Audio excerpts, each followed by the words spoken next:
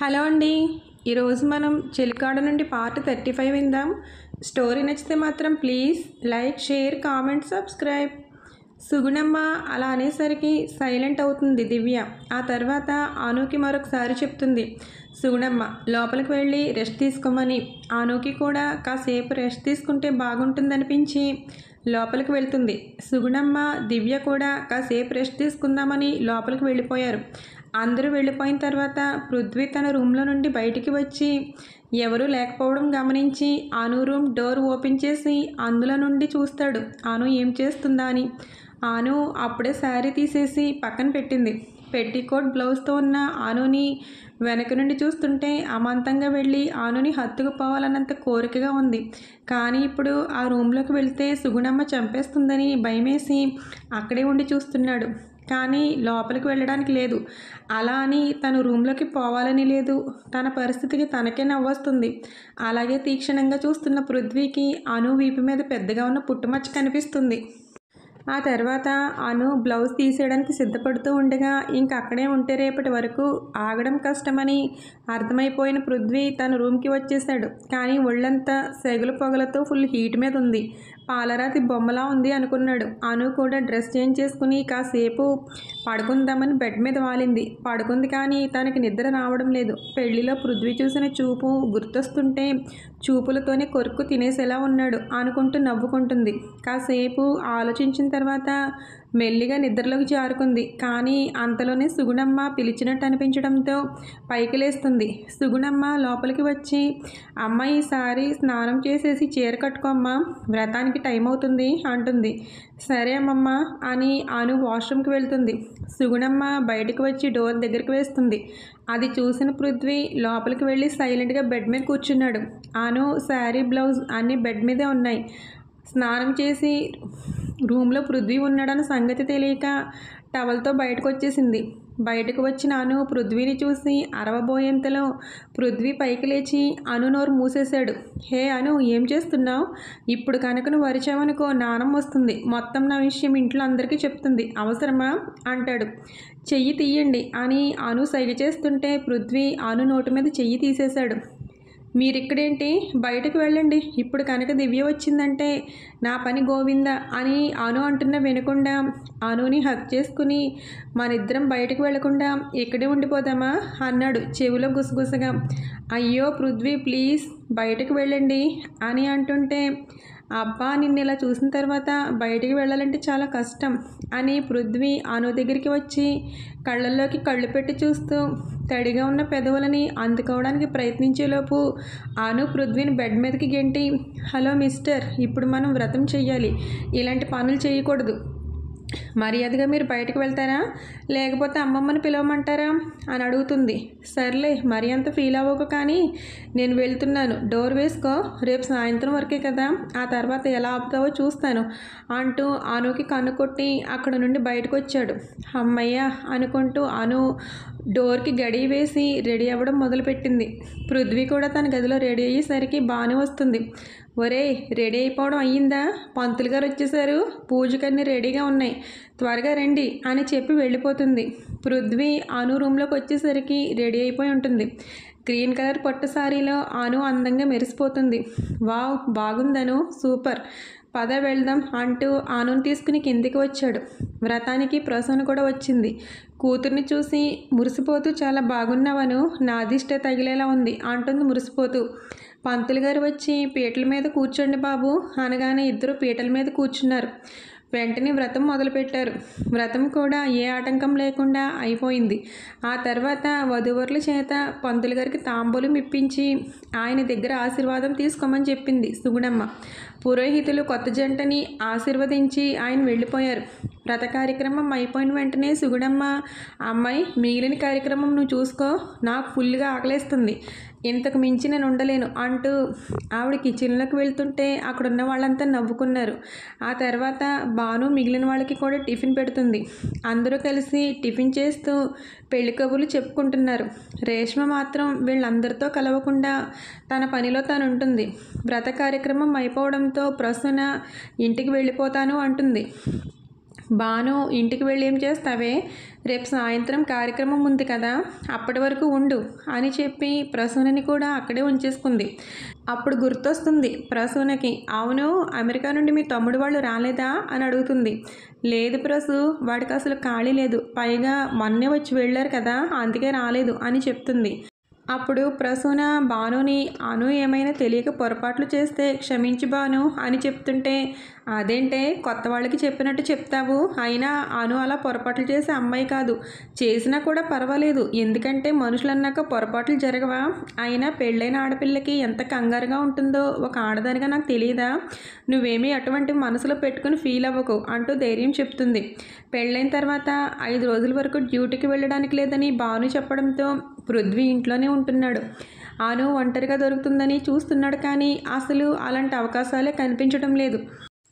ఎందుకంటే ఇంటి నిండా లేడీస్ ఎక్కువగా ఉండడం వల్ల. డాడీ అయితే హాయిగా టిఫిన్ చేసేసి ఆఫీస్కి వెళ్ళిపోయారు. దివ్య కూడా కాలేజ్కి వెళ్ళకుండా ఇంట్లోనే ఉంది. దివ్య, భాను, ప్రసూన, సుగుణమ్మ వీరిలో ఎవరో ఒకరు అనుతో ఉండడం వల్ల అనుతో టైం స్పెండ్ చేసే అవకాశం దొరకడం లేదు. అందుకే అనుకి ఫోన్లో మెసేజ్ పెట్టాడు, ఒక్కసారి టెర్రస్ పైకి రమ్మని. అమ్మో ఎవరైనా చూస్తే ఇంకేమైనా ఉందా, నేను అసలు రాను అంటుంది అను. ఓయ్ నేను నీ మొగుడిని, నా దగ్గరికి రావడానికి నీకెవరు పర్మిషన్ అక్కర్లేదు, పైకి రా మర్యాదగా అని మళ్ళీ పెట్టాడు. ఇంకా తప్పక ఓకే అని పెట్టి ఎవరూ లేని టైం చూసుకుని మేడ మీదకి వెళ్తుంది అను. అప్పటికే ఈవినింగ్ టైం అవ్వడంతో క్లైమేట్ చాలా ఆహ్లాదంగా అనిపిస్తుంది.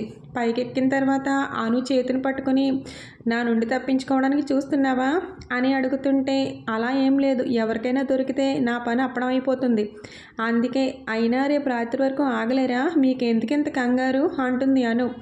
ఆగలేకే కదా ఈ బాధలు అంటూ అనుని తన మీదకి లాక్కుని, చూడు నేను ఆరాటపడేది నీ శరీరం కోసం కాదు, మనిద్దరం గడిపే ఏకాంతం కోసం, అంటే మనిద్దరి మనసులు మాట్లాడుకునే టైం కోసం వెయిట్ చేస్తున్నాను అని పృథ్వీ అంటుంటే అర్థం కానట్టు పృథ్వీ వైపు చూస్తుంది అను.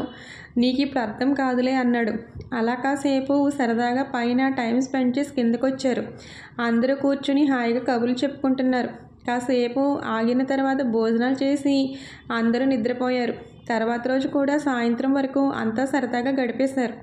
సాయంత్రం అయ్యేసరికి మళ్ళీ హడావుడి మొదలైంది. ఈ కార్యక్రమానికి బయట వాళ్ళని ఎవరిని పిలవలేదు, వాళ్ళ ఇంట్లో వాళ్ళే ఉన్నారు.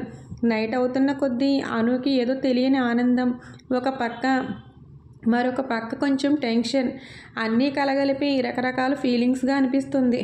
పృథ్వీకి మాత్రం ఒకటే ఫీలింగ్తో ఉన్నాడు. 6 దాటిన తర్వాత ఈసారి అనుని రెడీ చేస్తే బెటర్ అనుకుంటూ అనన్యని రెడీ చేయడం మొదలుపెట్టారు. అను దగ్గర దివ్య, పృథ్వీ దగ్గర చరణ్ ఉండి వాళ్ళని ఉడికిస్తూ ఉంటే, పృథ్వీ బావా త్వరలో మీకు కూడా పెళ్ళవుతుంది, ఇప్పుడు కనుక ఎక్కువ ఏడిపించారనుకో అప్పుడు మీ పని అవుట్ అనేసరికి చరణ్ కాస్త తగ్గాడు. మొత్తం మీద ఇద్దరిని రెడీ చేసి బయటకు తీసుకుని వచ్చారు. అను పృథ్వీ ఒకరినొకరు చూసుకున్నారు. మిల్క్ వైట్ శారీలో అను దేవతలు మెరిసిపోతుంటే చూపు తిప్పుకోవాలనిపించడం లేదు పృథ్వీకి, కానీ చుట్టుపక్కల అందరూ ఉండడంతో ఎలాగో కంట్రోల్ చేసుకున్నాడు.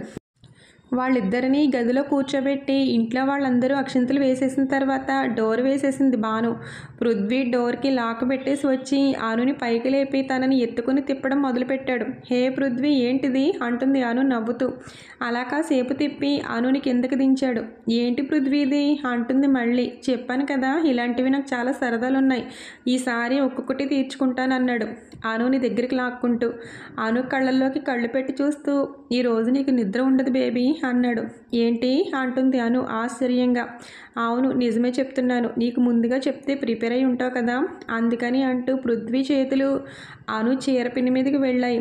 అను పృథ్వీ చేతి మీద చెయ్యి వేస్తూ, ప్లీజ్ పృథ్వీ స్టడీస్ అయిపోయే వరకు వదిలేయచ్చు కదా, ఆ తర్వాత అని ఏదో చెప్పబోతూ ఉంటే అను నోటి మీద వేలు పెట్టి, ప్లీజ్ అను ఇంక నా వల్ల కాదు, నేను ఎంత కంట్రోల్ చేసుకుంటున్నానో నాకే తెలుసు, పెళ్లి కాకముందు ఏదైనా చేస్తే నువ్వు ఫీల్ అవుతావని వదిలేశాను, కానీ గులాబీ పువ్వులా ఉన్న నిన్ను చూస్తుంటేనే నాకు మతిపోయేది అంటూ పిన్ తీసేశాడు. శారీ పూర్తిగా తీయకుండానే, నీ వీపు మీద ఉన్న పుట్టుమచ్చ చాలా బాగుంది తెలుసా అని పృథ్వీ చెప్తుంటే అను కళ్ళు పెద్దవయ్యాయి. మీకెలా తెలుసు అంటుంది ఆశ్చర్యంగా. అవన్నీ చెప్పకూడదు అంటూ అను చీర తీసే పనిలో పడ్డాడు. అను మాత్రం ఆ విషయం పృథ్వీకి ఎలా తెలుసు అనుకుంటూ ఆలోచిస్తూ అలా నిలబడిపోయింది. హలో మేడం ఆలోచించింది చాలు, ఇంకా ఎక్కడెక్కడున్నాయో అవన్నీ కూడా సెర్చింగ్ చేసేస్తాను కదా అంటూ చీర తీసేసి పక్కన పెట్టాడు. అను సిగ్గుపడుతూ ఎదభాగానికి చేతులు అడ్డు పెట్టుకుంటుంటే అను చేతులు పక్కకు తప్పించి అనుని ఎత్తుకుని బెడ్ మీద పడుకోబెట్టాడు. ఆ తర్వాత తను కూడా షర్ట్ తీసేసి అను మీదకి చేరి తన ఒళ్ళంతా ముద్దులతో నింపేస్తూ అక్కడక్కడ తన ప్రేమ సంతకాన్ని వదులుతూ ఉంటే అను తీయగా మూలుగుతూ ఉంది. ఆ సౌండ్కి పృథ్వీలో ఇంకా వేడి రాజుకుంటుంది. ఆ తర్వాత అను పెదవులని తన పెదవులతో జత కలిసి పెదవులలోని మకరందాన్ని ఆస్వాదిస్తూ గాలి కోసం ఒక క్షణం ఆగి ఆ తర్వాత కిందకి వచ్చేసరికి అను ఎత్తైన ఎదభాగం తనకింకా మత్తెక్కిస్తుంటే బ్లౌజ్ హుక్స్ తీశాడు పృథ్వీ. ఆ చర్యకి అను సిగ్గుపడుతూ ఉంటే పృథ్వీ అను చెవిలో, సిగ్గెందుకు, మనిద్దరం ఒకటే కదా అంటూ అడ్డుగా ఉన్న వస్త్రాలను తొలగించి అను అణువణువుని చుంబిస్తూ ఒంట్లో ఉన్న పుట్టుమచ్చలను లెక్కిస్తూ తన శరీరాన్ని వర్ణిస్తూ ఉంటే అప్పటి వరకు సిగ్గుపడిన అనుకి కూడా ఒంట్లో నుండి వెచ్చని ఆవిర్లు రావడం మొదలైంది. ఇంకా తట్టుకోలేక పృథ్వీని తన మీదకు లాక్కుంది. ఆ చర్యకి పృథ్వీ స్పందిస్తూ తనని అల్లుకుపోయి రాత్రంతా నిద్ర లేకుండా ఇద్దరు స్వర్గ సుఖాల్లో తేలారు. పృథ్వీ వన్ మోర్ బేబీ అంటూనే ఉన్నాడు. నా వల్ల కాదు అని తప్పించుకుంటుంది అను. సర్లే, ఇంతకన్నా ఎక్కువ ఇబ్బంది పెట్టడం మంచిది కాదని టైం చూసేసరికి 3 అవుతుంది. అప్పటికే అను నీరసంగా నిద్రలోకి జారిపోయింది. అనుని గుండెల మీదకి లాక్కుని నుదురు మీద ముద్దు పెట్టి ఒక్కసారి అనుని పరీక్షగా చూశాడు. తన మొహమంతా ఎర్రగా కందిపోయి రేషెస్ వచ్చినట్టు అయిపోయింది. ఈసారి కాస్త స్మూత్గా డీల్ చేయాలి అనుకుంటూ తను కూడా నిద్రకు ఉపక్రమించాడు. నెక్స్ట్ డే మార్నింగ్ అందరూ లేచి వాళ్ళ పనులు చేసుకుంటున్నారు. దివ్య మాత్రం అన్నయ్య వాళ్ళు ఇంకా లేవలేదేంటి అనుకుంటూ రూమ్ దగ్గర తిరుగుతుంటే అది చూసిన సుగుణమ్మ, ఏమే పిల్ల అక్కడ తిరుగుతున్నావు, అక్కడ పనేముంది నీకు, కొత్త దంపతులని డిస్టర్బ్ చేయకూడదు అంటుంది. ఆ మాటలు విని నాలుగు కరుచుకుంటూ, చూసేసావా తల్లి అనుకుంటూ, ఏం లేదు నానమ్మ అంటే అని నసుకుతుంది. ముందు అక్కడ నుండి ఇలా రావే, నీ పని చెప్తాను అంటుంది సుగుణమ్మ. వద్దు నానమ్మ ప్లీజ్, ఎవరికి చెప్పకు అని అక్కడ నుండి పారిపోతుంది. తుంటరి పిల్ల అనుకుని నవ్వుకుంటుంది. ముందుగా పృథ్వీకి మెలకు వస్తుంది. టైం చూస్తే 9 అవుతుంది. అబ్బో చాలా టైం అయిపోయింది, ఎవరు పిలవలేదేంటి, ఓహో ఈ 3 రోజులు మా ఇష్టం అన్నమాట అనుకుని అనుని వదలబుద్ధి కాక మళ్ళీ దుప్పటి కప్పుకొని పడుకోబోతుంటే మెలకు వస్తుంది అనుకి. టైం ఎంత అవుతుంది అంటుంది. 9 అయిందంతే, ఎక్కువేం కాలేదు అన్నాడు పృథ్వీ. అను కంగారుగా పైకి లేవబోతూ ఒంటి మీద డ్రెస్ లేదన్న విషయం గుర్తొచ్చి ఆ ప్రయత్నాన్ని విరమించుకొని మళ్ళీ పడుకుంది. ఏంటి డార్లింగ్ లేవకుండా అయిపోయావే, పైకిలే అన్నాడు పృథ్వీ. మీకు తెలీదా నేను ఎందుకు లేవలేదో, మీరు కాస్త బయటకు వెళ్ళండి అంటుందాను సిగ్గుగా. నిన్న నైట్ మొత్తం కొలతలు కొలవడం, కబ్జా చేసుకోవడం అన్నీ అయిపోయాయి, అటువంటప్పుడు ఇంకెందుకు సిగ్గు అన్నాడు Prithvi. Thank you for watching.